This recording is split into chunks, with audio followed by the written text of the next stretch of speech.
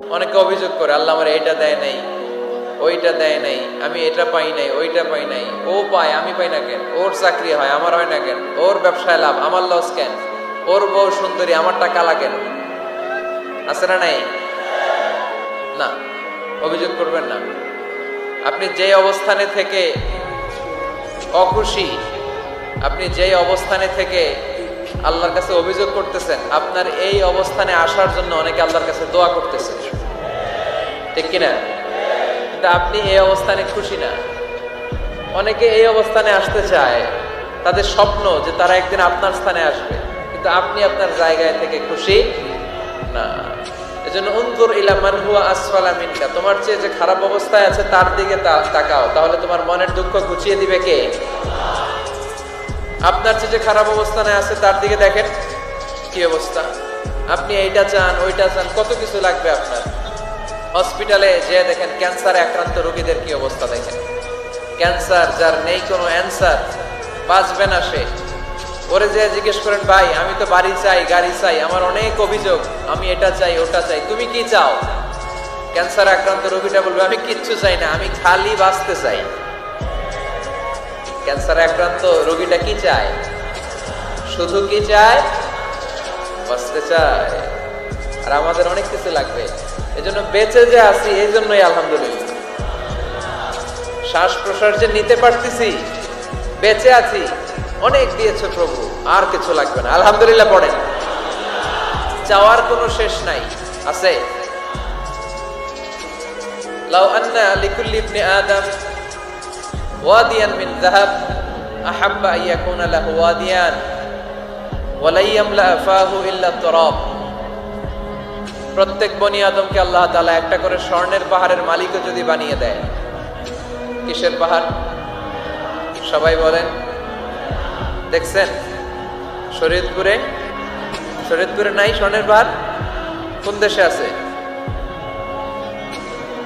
Saudi আরব। স্বর্ণের পাহাড় নাই, স্বর্ণের খনি আছে। স্বর্ণের পাহাড় এই পৃথিবীতে হবে না, স্বর্ণের পাহাড় পাওয়া যাবে জান্নাতে, ঠিক কিনা? প্রত্যেককে যদি আল্লাহ একটা করে স্বর্ণের পাহাড়ের মালিকও বানিয়ে দেয়, তারা আরো একটা স্বর্ণের পাহাড়ের মালিক হতে চাইবে। আচ্ছা বুঝে শুনে উত্তর দেন তো, আল্লাহ যদি আমাকে একটা স্বর্ণের পাহাড়ের মালিক বানিয়ে দেয়, আমার 14 পুরুষ এই পাহাড়, স্বর্ণের পাহাড় কেটে কেটে ভেঙে ভেঙে বিক্রি করে খেয়েও এই পাহাড়ের অর্ধেকও কি শেষ করতে পারবো? তাহলে আরেকটা লাগবে কেন? স্বভাব, ঠিক কিনা? স্বভাব কি? তো একটা স্বর্ণের পাহাড়ের মালিক যদি আমি হই, আমার 14 পুরুষ খেয়েও শেষ করতে পারবে, তারপরেও আমি আরেকটা কেন চাই? স্বভাব। আল্লাহর হাবিব বললেন এটা স্বভাব। ওয়ালা ইয়ামলা আফাহু ইল্লা তুরাব, কবরের মাটি ছাড়া কোনো কিছুই তার এই জিহ্বাটারে থামাতে পারবে। যার আছে যত বেশি, তার আরো চাই তত বেশি। মানুষের আছে যত বেশি, তার চাই তত বেশি। শেখ সাদি রাহিমাহুল্লাহ, ইরানের বিখ্যাত কবি, বালাগাল উলা বিকামালিহি কাশাফাত দুজা বিজামালিহি, এই কবিতা লিখে বিখ্যাত হয়েছিলেন। তো ওনার একটা সময় আর্থিক দৈন্যতা যাচ্ছিল, টাকা পয়সা ছিল না, ফলে পায়ে দেওয়ার মতো জুতা ছিল না। কি ছিল না? জুতা ছিল না। তো খুব আফসোস করে একদিন মনে মনে আল্লাহরে বলে, আল্লাহ আমি এত বড় কবি, আমার পায়ে দেওয়ার মতো জুতা নাই। আহা, আফসোস করে ঘর থেকে বের হয়েছে। বের হয়ে দেখে এক ভিক্ষুক ভিক্ষা করে, ওই ভিক্ষুকের 2টা পাই নাই। ভিক্ষুকের 2টা, আর কবি সাহেবের কি নাই? জুতা নাই। কবি সাহেব যখন এই দৃশ্য দেখছে, হায় রে, আমার তো পা আছে, এর তো পাই নাই, সেজদায় পড়ে গেল। আর আল্লাহরে বলে, আল্লাহ শুকর, আলহামদুলিল্লাহ, বেশ ভালো আছি, আর কিছু লাগবে না। এজন্য শান্তি হচ্ছে শুকর আলহামদুলিল্লাহর ভিতরে। শান্তি কিসের ভিতরে? শুকর আলহামদুলিল্লাহর ভিতরে। এজন্য আওয়াজ করে পড়েন আলহামদুলিল্লাহ। আপনার চাহিদার কোনোদিন শেষ হবে না।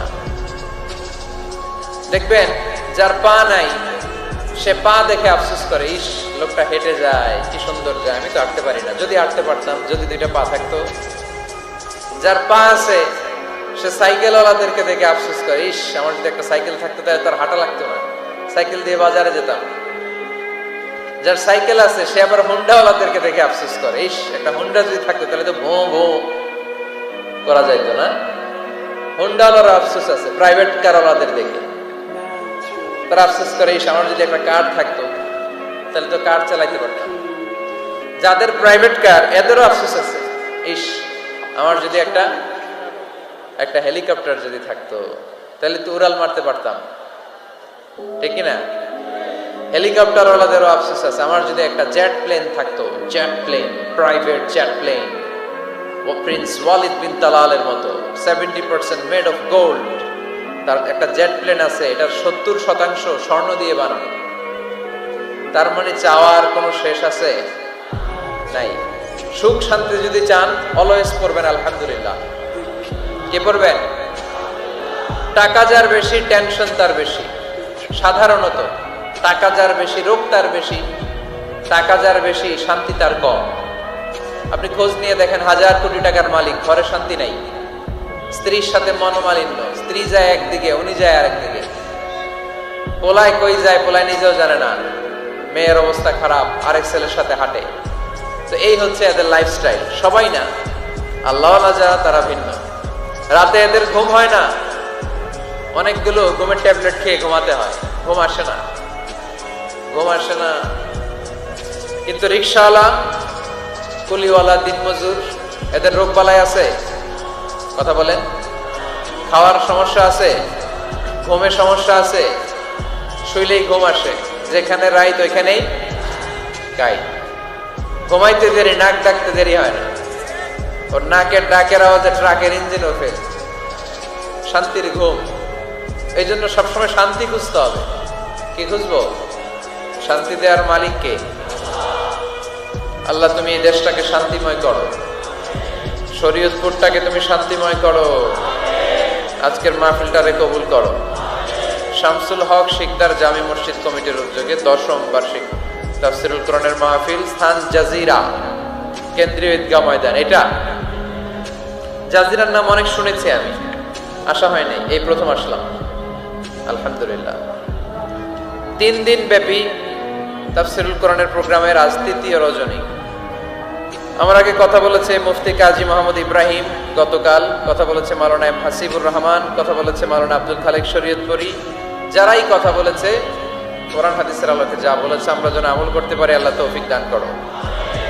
সঙ্গীত পরিবেশনায় ছিল মশিউর রহমান সুর সম্রাট, অ্যাডভোকেট রোকনুজ্জামান ইসলামী সঙ্গীত শিল্পী, star voice champion Imtiaz Ahmed.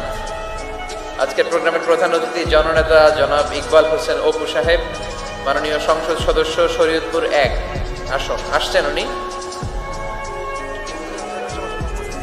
প্রতিনিধি হিসেবে চেয়ারম্যান সাহেব যিনি বক্তব্য রাখলেন, সুন্দর বক্তব্য রেখেছেন উনি। বিশেষ অতিথি জননেতা আলহাজ মোবারক আলী শিকদার, চেয়ারম্যান উপজেলা পরিষদ জাজিরা। মাশাআল্লাহ, কত সুন্দর ইসলামের পক্ষে কথা বললো। এরকম চেয়ারম্যান আমরা চাই কি চাই না? অনেক চেয়ারম্যান মাহফিল বন্ধ করে দেয়, আছে না নাই? এগুলো ওনারা ভুল করে। ওনাদের উচিত মাহফিলগুলোতে আসা। যেমন আপনাদের চেয়ারম্যান এসেছে, আপনাদের ভালোবাসায় সিক্ত হয়েছে, ঠিক কিনা? আপনাদের দোয়া নিয়ে গিয়েছে, দোয়ার দরকার আছে না নাই?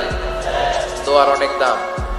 এজন্য জনপ্রতিনিধি যারা, আমি ওনাদেরকে বিনয়ের সাথে বলবো আপনারা মাহফিলগুলোতে আসবেন, এসে জনগণকে সালাম দিয়ে যাবেন, দোয়া নিয়ে যাবেন, দোয়ার অনেক দরকার। অতিথি হিসেবে আরো আছে জনাব মোহাম্মদ ইউনুস ব্যাপারী, জিএম নুরুল হক সাহেব, মোহাম্মদ ওমর ফারুক সাহেব। যারাই এসেছে আল্লাহ সবাইকে কবুল করো। বিশেষ করে আমার যুবক ভাইদেরকে আল্লাহ তুমি কবুল করো। সৈয়দনা ওমর ফারুকের মতো ইসলামের বীর সেনানী হিসেবে কবুল করে নাও।